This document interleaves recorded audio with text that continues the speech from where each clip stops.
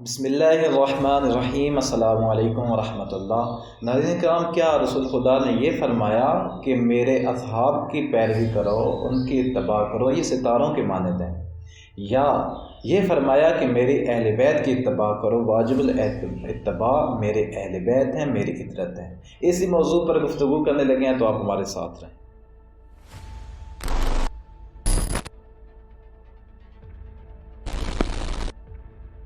ایک دفعہ پھر السلام علیکم ناظرین۔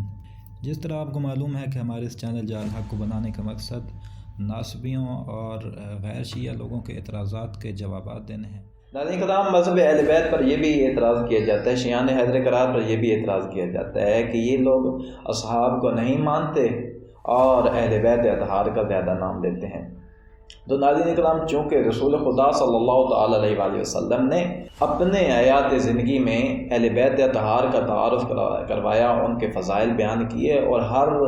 جگہ پر یہ فرمایا کہ میری اہل بیت کا خیال رکھنا،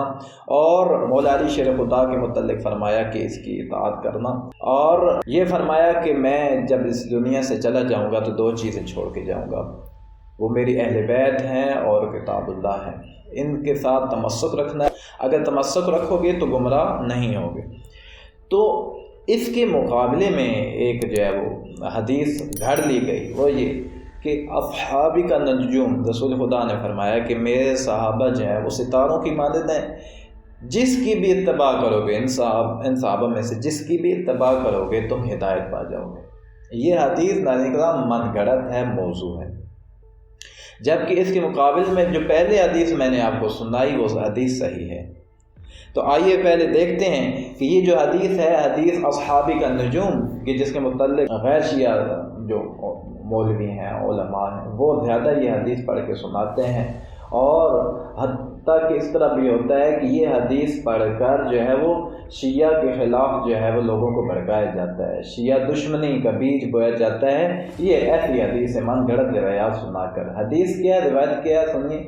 روایت یہ ہے کہ رسول خدا نے فرمایا،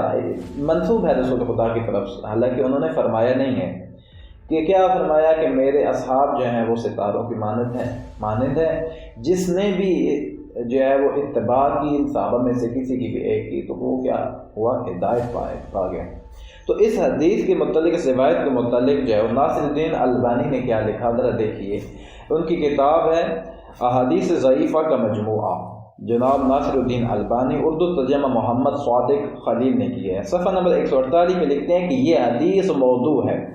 یہ حدیث موضوع ہے، یہ من گھڑت ہے، رسول خدا کی طرف آپ نے جو ہے وہ گھڑ کے جو ہے وہ کیا کر دی ہے، منسوب کر دی ہے ان کی طرف۔ اور علامہ ابن عبد البر نے اس حدیث کو معلق ذکر فرمایا، اور عبد البر نے حدیث کی سند کو غیر صحیح کہا، اس کی جو سند ہے وہ صحیح نہیں ہے، جبکہ اس کے مقابلے میں دوسری جو حدیث ہے، حدیث ثقلین، وہ صحیح ہیں۔ پھر دیکھیے رسائل و مسائل میں مولانا مودودی نے اس کے متعلق کیا کہا۔ مولانا مودودی کہتے ہیں کہ خلف و سلف میں تو کوئی ایسا بندہ ہی نہیں ہے کہ جو اس بات کا قائل ہو کہ ہر صحابی کا ہر قول اور فعل حجت ہوتا ہے۔ انہوں نے اس طرح بھی کہا کہ اگر کسی کو ایسا کوئی بندہ مل رہا ہے تو پھر مجھے بھی بتا دیں۔ ذرا آپ دیکھیے رسائل و مسائل جلد نمبر 3 ہے، اس کی صفحہ نمبر 101 اور 102 دیکھیے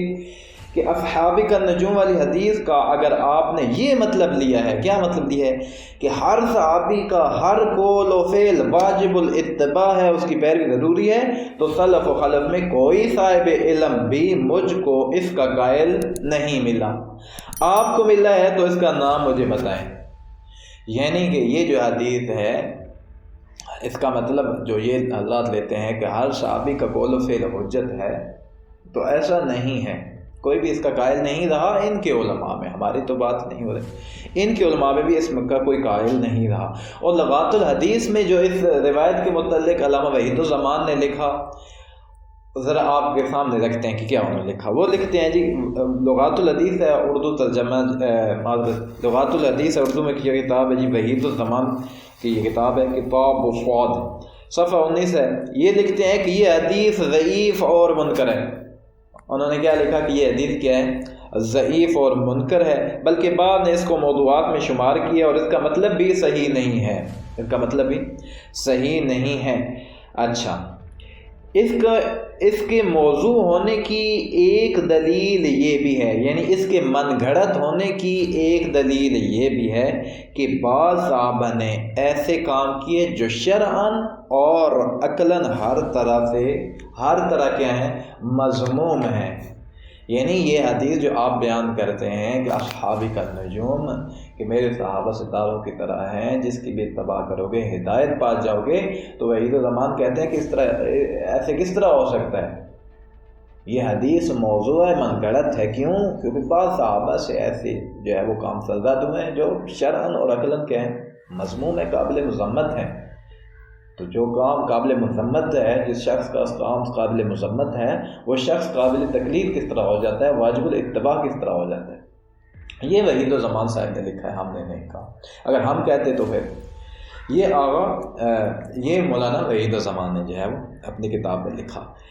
یہ حدیث اصحابی کا نجوم ضعیف ہے، من گھڑت ہے۔ ہم نے 3 بزرگ علماء، ان کے بڑے علماء کے اقوال آپ کو دکھائے، جبکہ جس روایت کے ساتھ ہم متمسک ہیں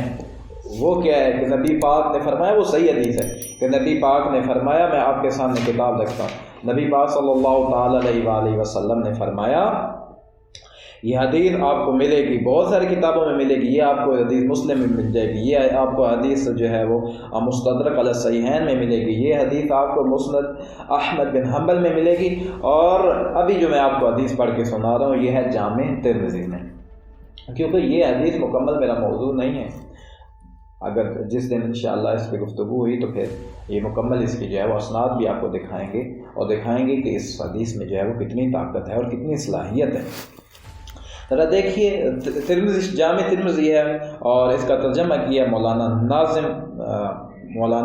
ناظم، جلد نمبر جو ہے اس کو 2 ہے، مکتبۃ العلم اردو بازار لاہور سے یہ کتاب چھپی ہے، صفحہ نمبر جو ہے وہ 745 ہے۔ دیکھیے رسول خدا نے کیا فرمایا، رسول خدا فرماتے ہیں، انی ترکت فیکم ما ان اخذتم بہ لن تضلوا، میں تمہیں جو ہے وہ کیا کر جا رہا ہوں، چھوڑے جا رہا ہوں ایسی چیزیں کہ جن کے ساتھ اگر تم تمسک کرو گے، جنہیں تم پکڑے رکھو گے، تھامے رکھو گے، تو کبھی کیا ہے، گمراہ نہیں ہوں گے، لن تضلوا، کبھی گمراہ نہیں ہوں گے، کبھی۔ وہ صحابہ نہیں ہیں، کیا ہے وہ؟ کتاب اللہ و اطرتی اہل بیتی، ایک اللہ کی کتاب ہے جس کے ساتھ تمسک رکھو گے تو گارنٹی ہے ہدایت پا جاؤ گے، گمراہ نہیں ہوگے، اور ایک نبی پاک کی اطرت، نبی پاک کے اہل بیت، ان کے ساتھ تمسک رکھو گے تو کبھی گمراہ نہیں ہوگے، رسول خدا نے گارنٹی دی، ہدایت پا جاؤ گے، رسول خدا نے گارنٹی دی۔ نبی پاک نے یہ نہیں فرمایا کہ میرے صحابہ ستاروں کے مانند ہیں، اگر جو ہے فرماتے تو آپ کے علماء لکھتے ہو کہ نبی پاک نے یہ فرمایا ہے اور یہ حدیث جو ہے وہ صحیح سند ہے، یہ حدیث صحیح ہے، انہوں نے یہ نہیں لکھا، بلکہ انہوں نے کیا لکھا کہ اصحابی کا نجوم والی جو حدیث ہے، یہ جو روایت ہے، یہ ضعیف ہے، یہ موضوع ہے، یہ من گھڑت ہے، سلف و خلف میں کوئی بھی اس کا قائل نہیں ملا، یہ انہوں نے جو ہے وہ اپنی کتاب میں لکھا ہے۔ لیکن افسوس ہے کہ جو صحیح حدیث ہے جس میں اہل بیت اطہار کے ساتھ تمسک کرنا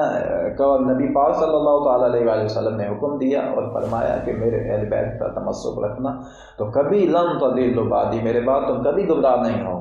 اگر تم کتاب اللہ اور میرے اہل بیت کے ساتھ تمسک رکھو گے۔ اس حدیث کو چھوڑ دیا، اس حدیث کو بیان نہیں کیا جاتا، نہ ہی جمعہ کے خطبوں میں بیان کیا جاتا ہے، نہ ہی ان کی کانفرنسوں میں بیان کیا جاتا ہے، اس حدیث کو بیان ہی نہیں کیا جاتا، اور حتیٰ کہ کسی بھی مسجد میں آپ نہیں دیکھیں گے کہ یہ حدیث کہیں انہوں نے اپنی دیوار پہ لکھی ہو، جبکہ وہ دوسری حدیث وہ